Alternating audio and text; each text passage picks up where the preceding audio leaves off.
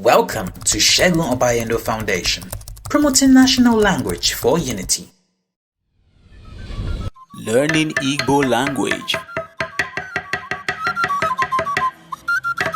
Hello, welcome to another episode of Learning National Language for Unity with Segun Obayendo Foundation. In this episode, we shall be learning simple questions and answers. Ajụjụ dị mfe na azịza ha. Question means ajụjụ. Answers, azịza. Before we continue, I would like you to know some of the words we use for questioning. Number one is kedu. Kedu means where or how or why. We can use kedu to ask so many questions. We have another one, ebe. Ebe means where. Also have onye. Onye is who. So we are going to ask question. Let's say we are asking a little girl that her name is Chioma. Okay, we'll start like this. Chioma, kedu? The Chioma will respond, adị m mma. Adị m mma. Ebee ka ị na-aga? Where are you going to? Ana m aga n'ụlọ akwụkwọ. The response is, ana m aga n'ụlọ akwụkwọ. I am going to school. Ị rikwara nri n'ụtụtụ a? Did you eat food this morning? Eriri m nri. Meaning, yes, I ate food. Kedu ihe ị riri? Kedu ihe ị riri? What did you eat? The answer, eriri m ji. Eriri m ji. I ate yam. Kedu ebe ị ga-aga echi? Where will you go to tomorrow? Answer, I will be going to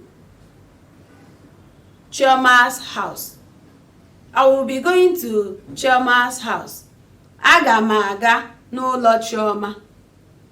Aga m aga, I will be going to. Aga m aga n'ụlọ Chioma. Will be going to Chioma's house. Ụmụ nwanne ole ka ị nwere? Ụmụ nwanne ole ka ị nwere? How many siblings do you have? How many siblings do you have? Enwere m ụmụnne atọ. I have 3 siblings. I have 3 siblings. Kedu aha nwanne gị nke mbụ? Kedu aha nwanne gị nke mbụ?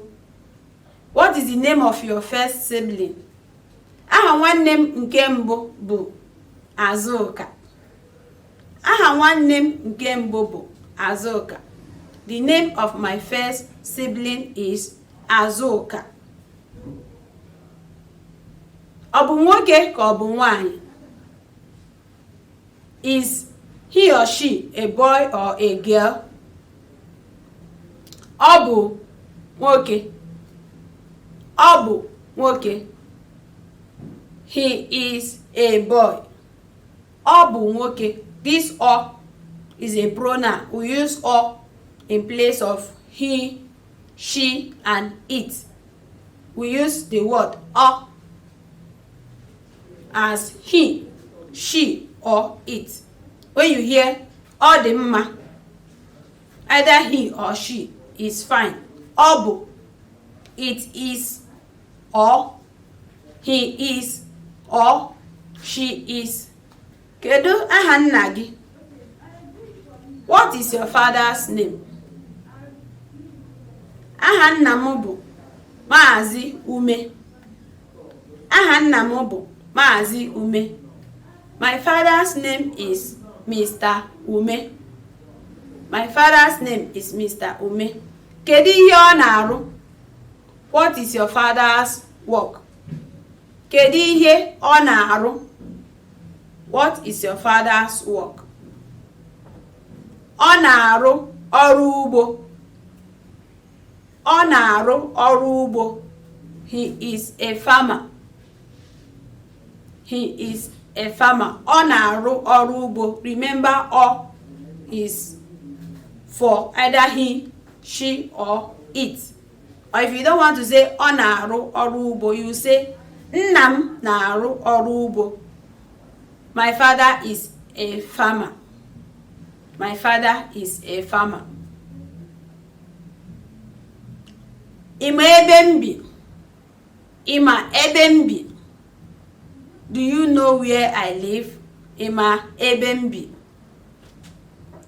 If the person wants to say no or yes, no is mba.